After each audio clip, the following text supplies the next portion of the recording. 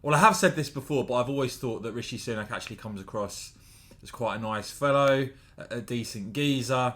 The problem is, of course, as a politician and Prime Minister, I haven't really got a clue at what he believes in. And the reason I haven't is because time after time, when you look at what Rishi Sunak has said, there have often followed U-turns. And just to go through some of them that I've highlighted before and that have been added to recently, you've got, for instance, this shift on grammar schools, it looks like, from what he said to what his government is going to be doing. I think it's absolutely insane that we've still got a ban on new grammar schools, for goodness sake. What's that all about?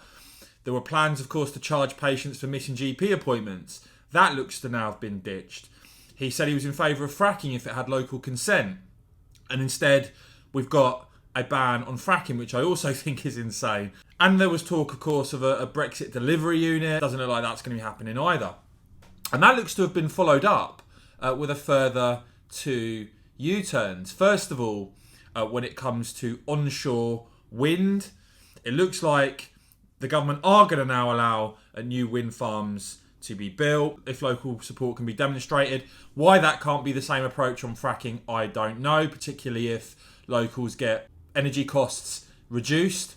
And then as a follow-up to that, when it comes to house building targets, it looks like he's also now ditched compulsory housing targets after a pretty big rebellion from Conservative MPs. Now, I understand, when you have rebellions within the party, I guess you have to know when you're defeated, when you're onto a loser. But the fact is, as I've highlighted, on issue after issue here, there is a pattern of sort of saying one thing, campaigning for one thing, and then actually something else happening. And it isn't just me picking up on this, because you now see reports like this on Politics Home that MPs themselves are left wondering about what exactly this Sunak agenda is after that latest double climb down.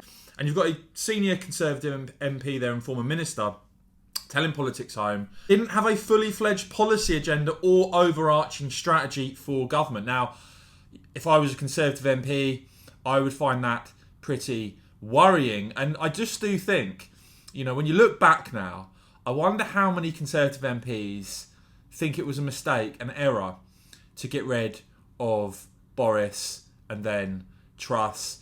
As for what the Sunak agenda actually is, your guess is as good as mine. Let me know what you make of all of that in the comments below, guys. As ever, I will keep bringing you all the very latest, so please do whack this video a quick thumbs up.